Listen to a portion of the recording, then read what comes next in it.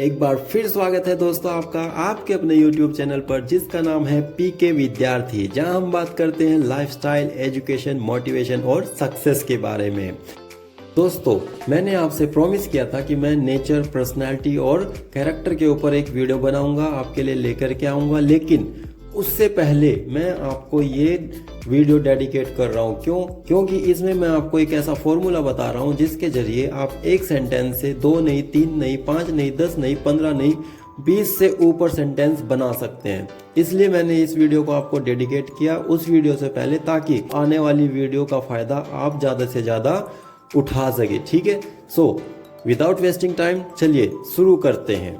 दोस्तों, आज हम डिस्कस करेंगे कंडीशनल सेंटेंसेस के बारे में। लेकिन इस टॉपिक के ऊपर आगे बढ़ने से पहले मैं आपको ब्लड रिलेशन को क्लियर करना चाहूँगा। ब्लड रिलेशन क्या होता है, ठीक है, ताकि आप इस वीडियो से और आने वाली वीडियो से ज़्यादा फ़ायदा उठा सको। इसलिए मैं आपको ब्लड रिलेशन पहले क्लियर कर देना चाह रहा हूँ। ठीक है, ब्लड रिलेशन का हिंदी मीनिंग होता है खून का रिश्ता।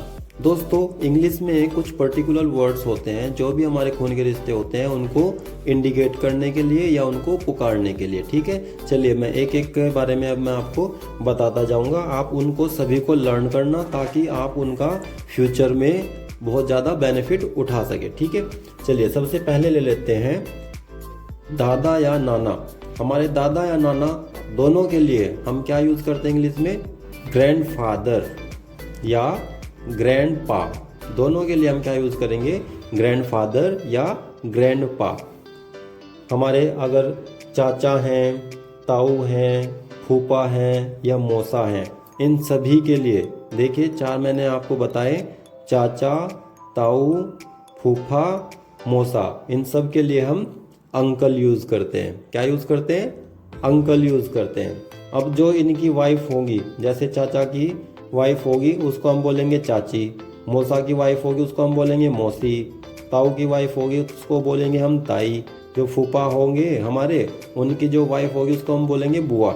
उनके लिए हम यूज़ करते हैं आंट। ठीक है, आंट या फिर आंटी। अब आ जाते हैं मामा। मामा को हम बोलते हैं मैटरनल अंकल। क्या बोलते हैं? Maternal uncle. और जो मामी होगी उसको हम बोलेंगे मैटरनल आंटी। ठीक है, मैटरनल आंट या मैटरनल आंटी। हम पापा को तो सभी जानते हैं, पापा को क्या बोलते हैं? फादर। लेकिन सौतेले पापा हैं तो उनको हम क्या बोलेंगे? Step father. ठीक है, स्टेप फादर।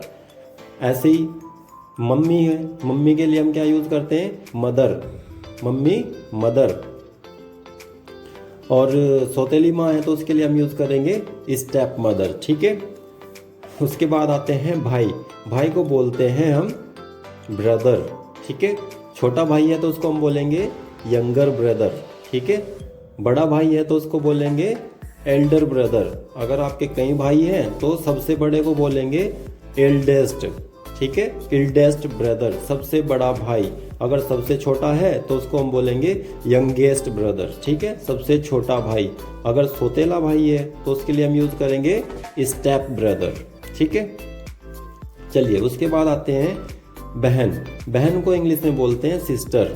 छोटी है तो यंगर सिस्टर, बड़ी है तो एल्डर सिस्टर, अगर सौतेली है तो स्टेप सिस्टर। ठीक है, और मैंने वो बता ही दिया आपको, अगर सबसे बड़ी है तो एल्डेस्ट सिस्टर, अगर सबसे छोटी है तो यंगेस्ट सिस्टर। ठीक है, चलिए उसके बाद हम आ जाते हैं दामाद। दामाद को इंग्लिश में बोलते हैं सन इन लॉ। क्या बोलते हैं? सन इन लॉ। अब आ जाते हैं बहू। जैसे हमारे लड़के की अगर बहू है तो उसको हम क्या बोलेंगे? उसको बोलेंगे daughter in law. Daughter in law. ठीक है, अब हम ले लेते हैं चचेरी बहन। चचेरी बहन को इंग्लिश में हम क्या बोलेंगे? Cousin sister. चचेरी बहन यानी कि चाचा की लड़की। ठीक है, हमारी क्या लगेगी? वो चचेरी बहन, उसको हम बोलेंगे इंग्लिश में कजन सिस्टर। ठीक है, और अगर चचेरा भाई है तो हम उसको बोलेंगे कजन ब्रदर। ठीक है, इंग्लिश में हम कोई ज़रूरी नहीं है कि हम कज़न सिस्टर और कज़न ब्रदर ही बोले, हम सिर्फ कज़न भी बोल सकते हैं। दोनों के लिए कज़न भी यूज़ किया जाता है इंग्लिश में। ठीक, चलिए अब आ जाते हैं हम हमारी भतीजी या फिर भांजी के लिए। भतीजी या भांजी को हम इंग्लिश में बोलते हैं नीस। नीस, भतीजी या भांजी दोनों के लिए, चाहे भतीजी है आपकी चाहे भांजी है। भतीजी आपको पता है किसको बोलते हैं और भांजी भी आपको पता है, ठीक है। लेकिन इंग्लिश में इसको हम बोलते हैं नीस। भतीजा या फिर भांजा, इन दोनों के लिए हम क्या यूज़ करेंगे, इन दोनों के लिए हम यूज़ करेंगे नेफ्यू, नेफ्यू, ठीक है। इनको ध्यान से देखना, इनकी स्पेलिंग और इनका प्रोनाउंसिएशन, ठीक है। चलिए, अगर पत्नी है तो पत्नी को हम क्या बोलते हैं, वाइफ। पति को क्या बोलते हैं, हस्बैंड, ठीक है। ये तो बहुत कॉमन है, सभी जानते हैं इसको। पति के लिए हस्बैंड, पत्नी के लिए वाइफ, ठीक है।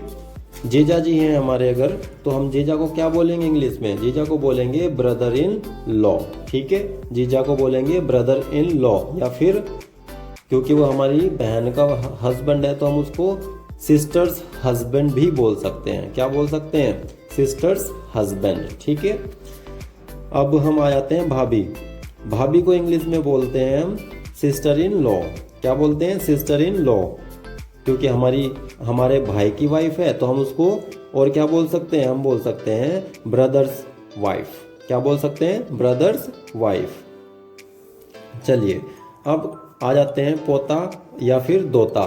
जो पोता होता है उसको क्या बोलते हैं और जो दोता होता है उसको क्या बोलते हैं। इन दोनों के लिए, दोनों शब्दों के लिए एक ही शब्द यूज किया जाता है, एक ही वर्ड यूज किया जाता है, वो है ग्रैंडसन, ठीक है। क्या है, ग्रैंडसन या ग्रांडसन। इसका प्रोनाउंसिएशन लोग अलग अलग तरीके से करते हैं, ठीक है। तो आपको जो सही लगे वो आप कर सकते हैं, ठीक है, ग्रैंडसन या फिर ग्रांडसन, ठीक है। आ जाते हैं नेक्स्ट, पोती या फिर दोती। पोती और दोती दोनों के लिए ग्रैंड डॉटर ही यूज करते हैं, ठीक है। जैसे ग्रैंडसन होता है ऐसे ही ग्रैंड डॉटर दोनों के लिए होगा, चाहे पोती हो या फिर दोती हो, ठीक है। अब आ जाते हैं हम ससुराल में। ससुराल मतलब हमारा जो ससुर है, उस ससुर को हम क्या बोलेंगे, ससुर को हम बोलते हैं फादर इन लॉ। क्या बोलते हैं, फादर इन लॉ, ससुर। अगर ससुर के भी पापा हैं तो उनको हम क्या बोलेंगे, उनको हम बोलेंगे ग्रैंड फादर इन लॉ। क्या बोलेंगे, ग्रैंड फादर इन लॉ, ठीक है। अब आ जाते हैं सास।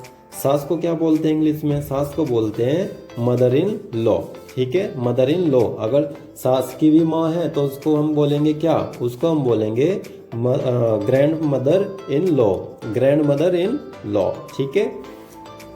बाकी जो हमारे ये थे सारे के सारे ब्लड रिलेशन, इससे अलग रिलेशन और कुछ नहीं होता हमारा। और रिलेशनशिप रहता है हमारा दोस्तों से, दोस्तों को हम फ्रेंड बोलते हैं। या फिर उसके बाद हमारा रिलेशन रहता है किससे, हमारे जो पड़ोसी होते हैं, पड़ोसी के हम बोलते हैं नेबर। या फिर जहाँ हम काम करते हैं उनके साथ हमारा रिलेशन रहता है तो उनको हम क्या बोलते हैं, कलीग्स, ठीक है। उनको हम क्या बोलते हैं, कलीग्स, जिनके साथ हम काम करते हैं, ठीक है। तो ये थे हमारे ब्लड रिलेशन। अब आप देखना इन ब्लड रिलेशन का आप कैसे फ़ायदा उठा सकते हैं, ठीक है, अपने सेंटेंसेस को बनाने के लिए, ठीक है।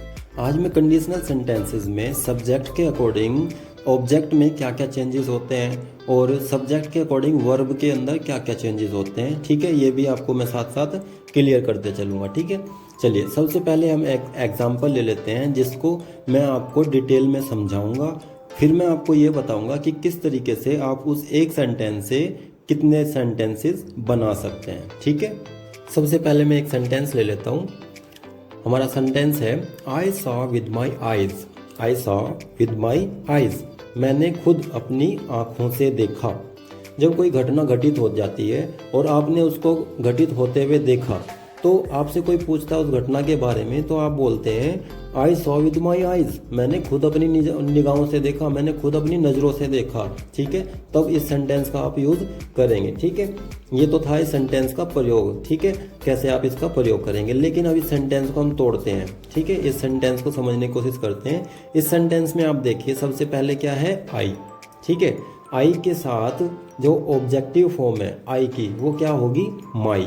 आई के साथ हम हमेशा ऑब्जेक्टिव फॉर्म माई यूज़ करते हैं, ठीक है। आई का ऑब्जेक्टिव माई होता है, ठीक है। अगर यहाँ पर आई की बजाय ही होता, अगर यहाँ पर ही होता तो ही होता तो हम सेंटेंस को कैसे बोलते, हम बोलते ही सॉ विद माई, नहीं, his eyes. He saw with his eyes, उसने खुद अपनी नज़रों से देखा। यानी कि इस सेंटेंस में जो अब ही है, सब्जेक्ट ही है, तो इसका जो ऑब्जेक्टिव फॉर्म होगी वो क्या होगी, हिज होगी, ठीक है। ही के साथ हमेशा ऑब्जेक्टिव फॉर्म हिज यूज होता है, ठीक है। अगर यहाँ पर अब दूसरा मैं आपको समझाता हूँ, अगर यहाँ पर आई भी नहीं है, ही भी नहीं है, अगर यहाँ पर शी है, ठीक है, शी कोई लड़की है, ठीक है, अगर उसने देखा तो उसके लिए हम बोलेंगे she saw with her eyes, she saw with her eyes, उसने खुद अपनी निगाहों से देखा, उसने खुद अपनी नज़रों से देखा। किसी लड़की के बारे में हम बात कर रहे हैं। तो अब यहाँ पर आपने देखा जो सी है ये सब्जेक्ट है, इसका जो ऑब्जेक्टिव फॉर्म होता है वो क्या होता है, हर, ठीक है। सी के साथ हम क्या लगाते हैं, हर लगाते हैं, ठीक है। ये जरूरी नहीं है कि हम सी के साथ ही लगाएंगे। अगर यहाँ पर कोई नाम होता या कोई रिलेटिव होता जो फीमेल है, फीमेल कोई भी हो, ठीक है, चाहे आपकी मम्मी है, चाहे आपकी बहन है, चाहे आपकी भाभी है, चाहे आपकी वाइफ है, चाहे आपकी बेटी है, कोई भी है, अगर वो फीमेल है तो उसका जो ऑब्जेक्टिव फॉर्म होगा वो हमेशा हर होगा, ठीक है। मान लो मैं आपको एग्जाम्पल दे देता हूँ, जैसे your mother saw with her eyes, यहाँ पर योर मदर है, मदर आपकी फीमेल होती है, ठीक है, मदर है फीमेल, उसके साथ जो ऑब्जेक्टिव फॉर्म लगा क्या लगा, हर लगा, ठीक है। Your mother saw with her eyes, ठीक है। तो इस चीज को ध्यान रखना, जहाँ पर सब्जेक्ट फीमेल हो तो उसका ऑब्जेक्टिव फॉर्म हमेशा हर होगा, और जहाँ पर सब्जेक्ट फीमेल एक मेल होगा वहाँ पर उसका ऑब्जेक्टिव फॉर्म हमेशा हिज होगा। इसका भी एक एग्जांपल दे देता हूँ, जैसे your father saw with his eyes, तुम्हारे पापा ने खुद अपनी निगाहों से देखा, ठीक है। तो योर फादर तो यहाँ पे सब्जेक्ट हो गया, लेकिन ये फादर क्या होता है, एक मेल होता है, ठीक है। तो फादर के साथ हम कौन सी ऑब्जेक्टिव फॉर्म यूज करेंगे, हम करेंगे हिज, ठीक है। तो ये चीज़ आपको क्लियर हो जानी चाहिए कि जब जहाँ फीमेल होता है वहाँ पर ऑब्जेक्टिव फॉर्म हर हो जाता है, और जहाँ मेल होता है वहाँ पर ऑब्जेक्टिव फॉर्म उसका हिज हो जाता है, ठीक है।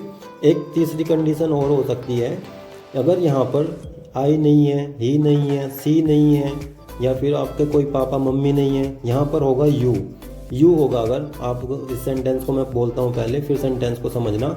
अगर हमारा सेंटेंस है you saw with your eyes, तुमने खुद अपनी नज़रों से देखा, ठीक है, you saw with your eyes, तो यहाँ पर यू सब्जेक्ट है और उसका ऑब्जेक्टिव फॉर्म क्या हुआ, योर्स, ठीक है। इस चीज़ को हमेशा ध्यान रखना, किस सब्जेक्ट के साथ उसका कौन सा ऑब्जेक्टिव फॉर्म यूज होता है, ठीक है।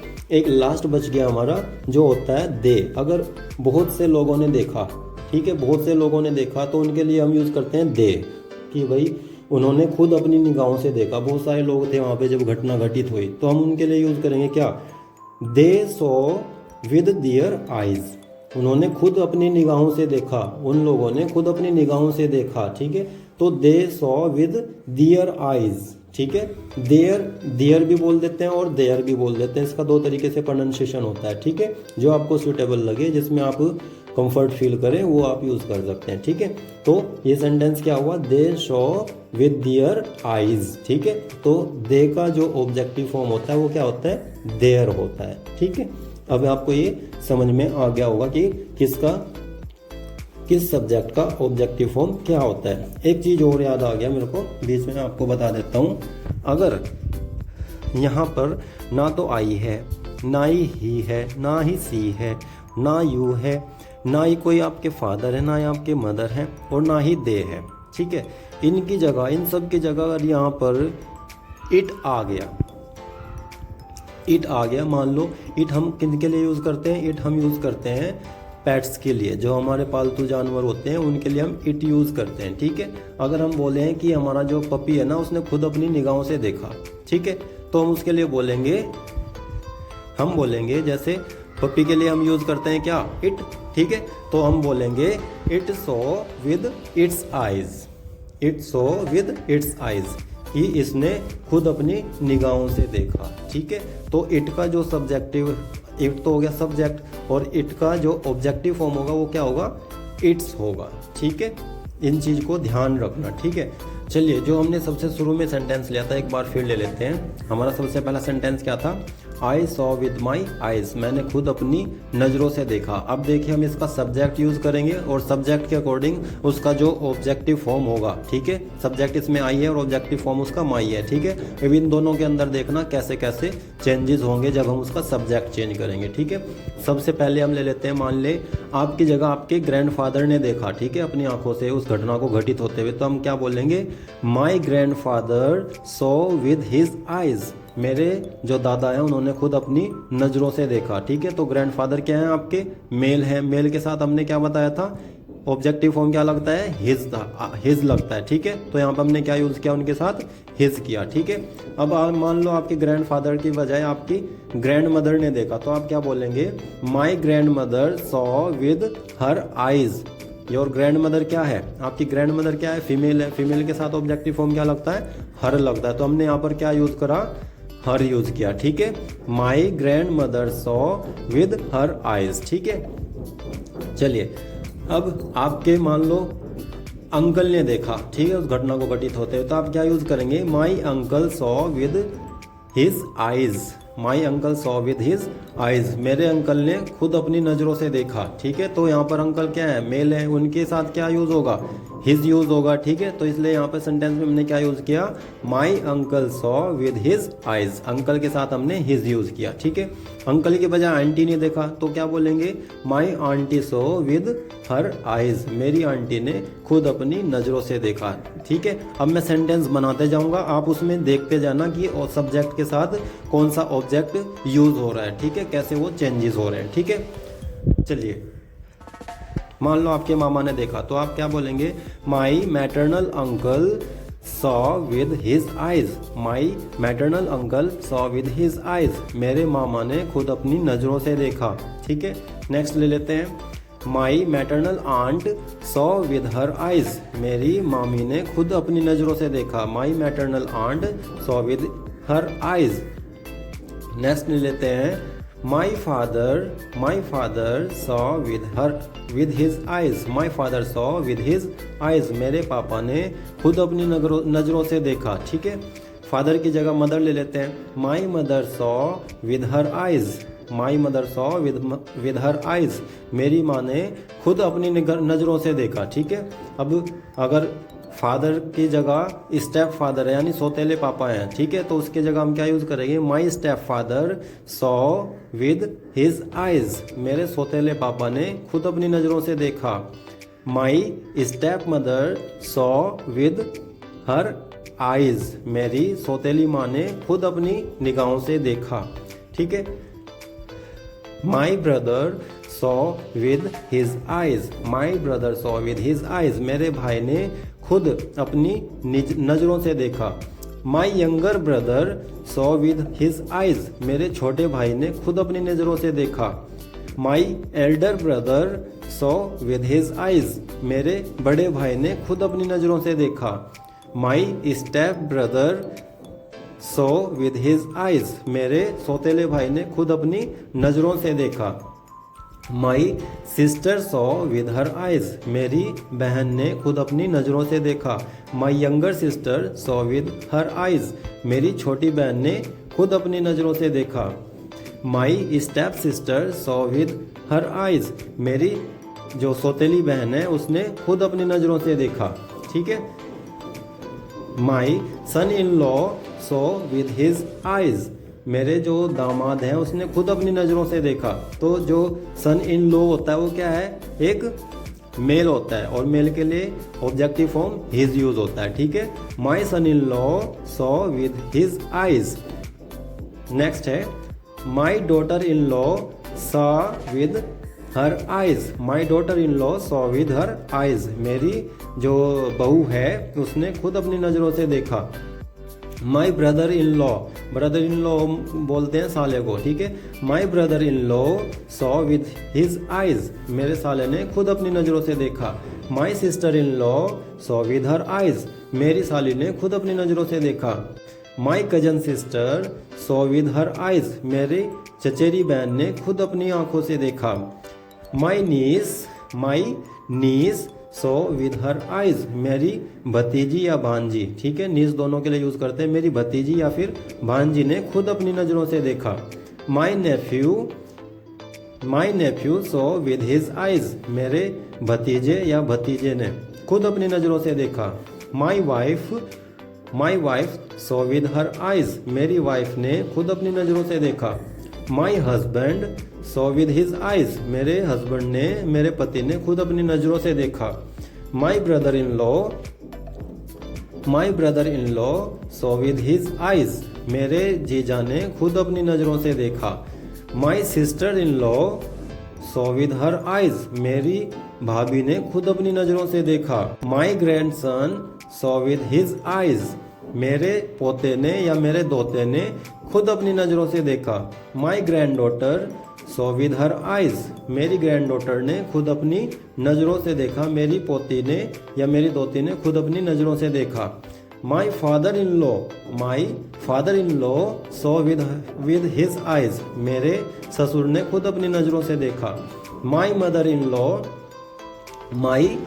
इन law saw with her eyes, my mother in law saw with her eyes, मेरी सास ने खुद अपनी नज़रों से देखा। मैंने एक ही सेंटेंस के आधार पर पूरे के पूरे ब्लड रिलेशन कवर कर दिया, जिससे कि आपको ब्लड रिलेशन भी याद हो जाए और उनके अनुसार क्या क्या चेंजेस होते हैं सब्जेक्ट में और ऑब्जेक्ट में क्या क्या चेंजेस होते हैं वो भी आप समझ सकें। ठीक है, अब इसमें जो सब्जेक्ट है हमारा, अगर सब्जेक्ट हमारा यहाँ पर आई या फिर हमारा ब्लड रिलेशन की बजाय कुछ और होता, ठीक है, मान लो अगर हम यहाँ पर ही ले लेते या शी ले लेते, ठीक है, अभी तो हमने आई लिया था, ठीक है, फिर मैंने आई का ऑब्जेक्ट लिया माई, ठीक है, अब मैंने माई बोला कि my father, my cousin sister, my brother, my daughter in law, ठीक है, मेरे भाई ने, मेरे चचेरे भाई ने या मेरी बहू ने, ये सारे हमने शब्द यूज़ किए। ठीक है, अगर हम यहाँ पर इसकी जगह हिज यूज़ करते, his brother in law, his son in law, his father, his mother, इनके ऊपर अगर हम सेंटेंस बनाएं कि भाई his father saw with his eyes, कि उसके पापा ने खुद अपनी नज़रों से देखा। His daughter in law saw with her eyes, उसकी बहू ने खुद अपनी नज़रों से देखा। ठीक है, अब यहाँ पर हमने सब्जेक्ट हिज बना दिया। ठीक है, हिज के ऊपर आप जितने ब्लड रिलेशन है सब के ऊपर सेंटेंस बना सकते हो। हिज की जगह आप हर लगा सकते हैं। ठीक है, हर के ऊपर सारे ब्लड रिलेशन के ऊपर सेंटेंस बन जाएंगे। ठीक है, फिर हिज की जगह योर लगा सकते हैं कि तुम्हारे ग्रैंड पापा, तुम्हारे ग्रैंड मदर, तुम्हारे अंकल। ठीक है, तो तुम्हारे अंकल ने देखा, तुम्हारे चाचा ने देखा, तुम्हारे भाई ने देखा, तुम्हारे चचेरे भाई ने देखा, उसके ऊपर फिर पूरा ब्लड रिलेशन हम कवर कर सकते हैं। तो एक ही सेंटेंस से सिर्फ सब्जेक्ट चेंज करने से हम कम से कम ये ब्लड रिलेशन है, अगर हम इनको गिनती करें तो ये लगभग 40 से ऊपर होते हैं, 40 से या 45 के लगभग बनते हैं। ठीक है, अगर हम सब्जेक्ट चेंज करें, सब्जेक्ट हमारे क्या क्या हो सकते हैं, आई हो सकता है, माई हो सकता है, ही हो सकता है, हिज हो सकता है, हर हो सकता है, शी हो सकता है। ठीक है, और क्या हो सकता है, इट हो सकता है, और क्या हो सकता है हमारा, लास्ट में मैंने आपको एक और बताया था, कौन सा बताया था, योर। ठीक है, तो ये हो गए, मान लो 8 हो रहे हैं, 8 में से 2 घटा दो, 6 की गुना अगर आप 40 से करें तो कितने हो गए, 6 चौक 24, 240 सेंटेंस आप एक सेंटेंस से बना सकते हैं। यकीन आएगा आपको कि एक सेंटेंस से आप इतने सारे सेंटेंसेस बना सकते हैं। ठीक है, इसलिए अपने माइंड को क्रिएटिव बनाओ, कहाँ पर आप कैसे क्रिएट कर सकते हैं, कहाँ पर आप एक सेंटेंस से बहुत सारे सेंटेंस बना सकते हैं। ठीक है, अभी मैं नेक्स्ट जब सेंटेंस पे बढ़ूंगा तो उसमें मैं आपको एक ही सेंटेंस से और अलग तरीके से सेंटेंस, वहाँ हम सब्जेक्ट नहीं चेंज करेंगे, लेकिन उसी एक सेंटेंस को किस तरीके से हम अलग अलग तरीके से बोल सकते हैं वो चीज़ स्टडी करेंगे। ठीक है, मैं आपको जितने भी तरह के हम क्रिएटिविटी दिखा सकते हैं वो सारी की सारी बताते हुए चलूँगा, बशर्ते आपको बस ध्यान दे करके इनको स्टडी करना है और उनको लाइफ में अप्लाई करना है। ठीक है, फिर देखिए आप कैसे इंग्लिश नहीं बोलते। ठीक है, देखिए आप इंग्लिश कैसे नहीं बोलते। आप बोलते हैं ना हमें इंग्लिश नहीं आती, हमें बोलनी नहीं आती, देखिए आप कैसे नहीं बोलते। ठीक है, आप जो मैं कहूँगा, जिस रास्ता मैं बताऊँगा, जिस रास्ते पे चलने को, उस रास्ते पे चलो, आप डेफिनेटली इंग्लिश बोलेंगे और जल्द से जल्द बोलेंगे। ठीक है, चलिए नेक्स्ट सेंटेंस की तरफ बढ़ते हैं। हमारा नेक्स्ट सेंटेंस है I want to denote you. Denote का अर्थ होता है सूचित करना या फिर बताना। ठीक है, I want to denote you, मैं आपको बताना चाहता हूँ या मैं आपको सूचित करना चाहता हूँ। ठीक है, अब आप यहाँ पर आई की जगह ही यूज़ करिए। ठीक है, ही की जगह शी यूज़ कीजिए, सी की जगह यू यूज़ कीजिए, यू की जगह आपके फादर, मम्मी, भाई, चचेरा भाई, जो भी आपके रिलेटिव हैं, ब्लड रिलेशन, वो यूज़ कीजिए। ठीक है, उसके अकॉर्डिंग फिर अंदर क्या चेंज होगा वो भी ध्यान देना। चलिए सेंटेंस में बताऊंगा एग्जाम्पल, उससे आप समझने का कोशिश करना। ठीक है, अगर कोई बंदा आपको बताना चाहता है तो आप बोलेंगे ही वॉन्ट टू डिनोट यू। अभी आपने जो सेंटेंस पहले पढ़ा था वो क्या था, I want to denote you. अगर मैं यहाँ पे बोलूँ he want to denote you, क्या ये सही है कि वह आपको सूचित करना चाहता है? क्या ये सही है सेंटेंस? नहीं, ये सेंटेंस सही नहीं है। इस सेंटेंस में ही की जगह, ही के साथ जो वर्ब है, ही के साथ जो वर्ब है वॉन्ट, इसमें एस लगेगा। क्यों? क्योंकि ही एक सिंगुलर होता है। ठीक है, सिंगुलर के साथ जब प्रेजेंट इंडेफिनिट टेंस हो तो उसमें एस यूज करते हैं हम। ठीक है, तो क्या बनेगा, he wants to denote you, he wants to denote you. ठीक है, वह तुम्हें बताना चाहता है या सूचित करना चाहता है। अगर ही की जगह यहाँ सी होता तो सी भी एक सिंगुलर सब्जेक्ट होता है। ठीक है, सिंगुलर होता है, तो she wants to denote you, यहाँ पर सी के साथ भी वॉन्ट्स होगा। ठीक है, सी वॉन्ट्स टू डिनोट यू, वह आपको सूचित करना चाहती है। ठीक है, अगर यहाँ पर ही या शी नहीं है, अगर यहाँ पर यू है तो यू के साथ क्या यूज होगा बताता हूँ अभी। यू वॉन्ट टू डिनोट मी या फिर यू वॉन्ट टू डिनोट हर, तुम उसे सूचित करना चाहते हो। यू वॉन्ट टू डिनोट हर, तुम उसे सूचित करना चाहते हो। आप सेंटेंस से ही समझते चलना हर चीज़ को। अगर मैं ग्रामेटिकली चलूँगा तो आप ग्रामर में फंस के रह जाएंगे, फिर इंग्लिश नहीं सीख पाएंगे। ठीक है, चलिए, my father wants to denote you, मेरे पापा तुम्हें सूचित करना चाहते हैं। ठीक है, माई पापा, जो पापा हैं आपके सिंगुलर है इसलिए उनके साथ क्या यूज होगा, एस यूज होगा। ठीक है, my father wants to denote you, my mother wants to denote you, my sister wants to denote you, my wife wants to denote you, my husband wants to denote you। ठीक है, अब इसी sentence के आप जितने चाहे sentence बना लो, सारे के सारे जितने ब्लड रिलेशन हैं उनसे जोड़ करके आप सेंटेंस इससे बना सकते हैं। बस एक चीज़ का ध्यान रखना है, जब जो सब्जेक्ट सिंगुलर होगा उसके साथ एस का प्रयोग जरूर करेंगे। ठीक है, जो सिंगुलर नहीं होगा उसके साथ हम एस का प्रयोग नहीं करेंगे। इंग्लिश में एक नियम होता है, आई हमेशा क्या माना जाता है, प्लूरल माना जाता है, उसके साथ हमेशा जो वर्ब की फॉर्म है वो फर्स्ट फॉर्म आती है, उसमें एस या ई एस हम नहीं लगाते। ठीक है, आई के साथ कभी एस या ई एस नहीं लगाते, यू के साथ एस या ई एस नहीं लगाते, जो भी प्लूरल होगा उसके साथ नहीं लगाते। ठीक है, प्लूरल का मैं एग्जांपल दे देता हूँ, जैसे यू है, यू वांट टू डिनोट मी, तुम मुझे सूचित करना चाहते हो तो यू के साथ एस नहीं लगेगा। ठीक है, दे वांट टू डिनोट मी, वो मुझे सूचित करना चाहते हैं, दे हम प्लूरल के लिए यूज करते हैं तो दे वांट टू डिनोट मी, वो मुझे सूचित करना चाहते हैं तो दे के साथ एस नहीं लगेगा। We want to denote you, हम आपको सूचित करना चाहते हैं, वी भी प्लूरल है तो उसके साथ एस नहीं लगेगा।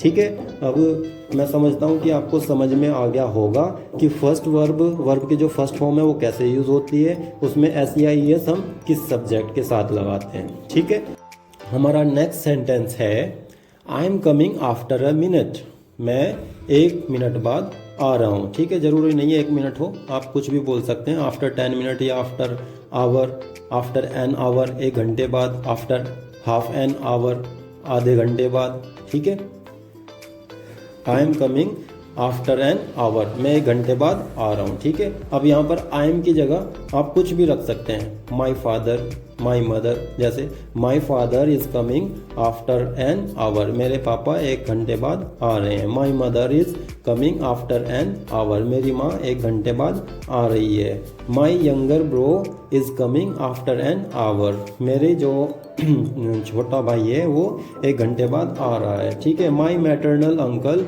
Is coming after an hour, मेरे मामा 1 घंटे बाद आ रहे हैं। ठीक है, मैंने आपको रास्ता बता दिया है, अब आप खुद प्रैक्टिस कीजिए। ठीक है, चलिए नेक्स्ट सेंटेंस ले लेते हैं हम। नेक्स्ट है हमारा where are you from, where are you from. जब आप किसी से पूछते हैं कि आप कहाँ से बिलोंग करते हैं, आप कहाँ से कहाँ के रहने वाले हो, तो आप उनसे ये सेंटेंस बोल करके उनसे पूछ सकते हैं वेयर आर यू फ्रॉम, आप कहाँ के रहने वाले हो, वेयर आर यू फ्रॉम, आप कहाँ से हो, ठीक है। या फिर where do you come from, तुम कहाँ से आते हो, where do you come from, दोनों में से कोई भी सेंटेंस आप बोलेंगे तो आपको रिस्पॉन्स एक्यूरेट मिल जाएगा कि बंदा रहने वाला कहाँ का है, ठीक है। दोनों एक दूसरे की जगह आप यूज़ कर सकते हैं, ठीक है। नेक्स्ट सेंटेंस ले लेते हैं, who is coming with you, who is coming with you, तुम्हारे साथ कौन आ रहा है, ठीक है। Who is coming with you, आप इससे ये भी बोल सकते हैं हु इज़ विद यू, तुम्हारे साथ कौन है, ठीक है। और इसको और ज़्यादा क्लियर करने के लिए आप ये भी बोल सकते हैं who is with you in black shirt, तुम्हारे साथ जो काली शर्ट में है वो कौन है, who is with you in black shirt, कोई ज़रूरी नहीं है कि ब्लैक शर्ट ही हो, ठीक है, जो भी कलर होगा उसका उसके अकॉर्डिंग आप बोल सकते हैं who is with you in blue shirt, ठीक है।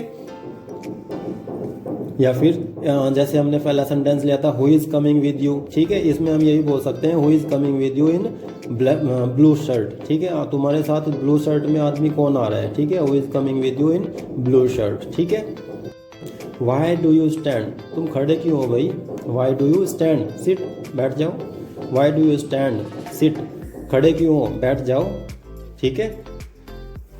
चलिए नेक्स्ट सेंटेंस ले लेते हैं। देखिए अब एक सेंटेंस है, इसी को हम किस तरीके से अलग अलग तरीके से बोल सकते हैं। नेक्स्ट सेंटेंस ले लेते हैं, when can we meet again, ठीक है, when can we meet again, हम दोबारा कब मिल सकते हैं, ठीक है, when can we meet again, हम इसको कैसे बोल सकते हैं, इसको अलग अलग कैसे हम इसको चेंज कर सकते हैं सेंटेंस को। देखिए where can we meet again, हम दोबारा कहाँ मिल सकते हैं, अभी तो ये पूछा था कि हम दोबारा कब मिलेंगे, ठीक है, where can we meet again, हम दोबारा कब मिल सकते हैं। अब ये बोल रहे हैं कि where can we meet again, अब हम दोबारा कहाँ मिल सकते हैं, where can we meet again. Next है why do you want to meet me again, तुम मुझसे दोबारा क्यों मिलना चाहते हो, why do you want to meet me again, तुम मुझसे दोबारा क्यों मिलना चाहते हो। फिर how can we meet again, हम दोबारा कैसे मिल सकते हैं, how can we meet again, हम दोबारा कैसे मिल सकते हैं। We can not meet again, हम दोबारा नहीं मिल सकते, we can not meet again. You can not meet me again, you can not meet me again, तुम मुझसे दोबारा नहीं मिल सकते, you can not meet me again. I will not meet you again, मैं तुम्हारे से दोबारा नहीं मिलूंगा, I will not meet you again, मैं तुम्हारे से दोबारा नहीं मिलूंगा। You will not meet me again, तुम मुझसे दोबारा नहीं मिलोगे, you will not meet me again, तुम मुझसे दोबारा नहीं मिलोगे। You will not call me again, तुम मुझे दोबारा फ़ोन नहीं करोगे, you will not call me again, ठीक है।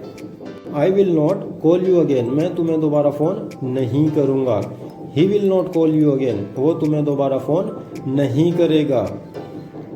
ही will not call you again. My bro will not call you again, मेरा भाई तुम्हें दोबारा फ़ोन नहीं करेगा। My father will not call you again, मेरे पापा तुम्हें दोबारा फ़ोन नहीं करेंगे। You will not meet my father again, तुम मेरे पापा से दोबारा नहीं मिलोगे। You will not meet my father again, तुम मेरे पापा से दोबारा नहीं मिलोगे। You will not meet my sister again, you will not meet my sister again, तुम मेरी बहन से दोबारा नहीं मिलोगे। तो देखिए आप इस चीज़ को समझने की कोशिश कीजिए कि हम एक सेंटेंस को किस तरीके से अलग अलग से तोड़ मरोड़ करके चेंज कर सकते हैं और कैसे स्थिति के अनुसार उसको अपने कन्वर्जेशन में यूज़ कर सकते हैं, ठीक है। चलिए नेक्स्ट सेंटेंस ले लेते हैं हम, you will not go there again, तुम वहाँ दोबारा नहीं जाओगे। You will not go there again, ठीक है। I will not go there again, मैं वहाँ दोबारा नहीं जाऊँगा। I will not go there again, मैं वहाँ दोबारा नहीं जाऊँगा। My father will not go there again, मेरे पापा वहाँ दोबारा नहीं जाएंगे। My sister will not go there again, मेरी बहन वहाँ दोबारा नहीं जाएगी। अब आपके जितने ब्लड रिलेशन है रख दो सेंटेंस में, बनाते चले जाओ दुनिया भर के सेंटेंस, ठीक है। चलिए नेक्स्ट सेंटेंस ले लेते हैं, I did not go there, मैं वहाँ नहीं गया था। I did not go there, मैं वहाँ नहीं गया था। You did not go there, तुम वहाँ नहीं गए थे। You did not go there, तुम वहाँ नहीं गए थे, ठीक है।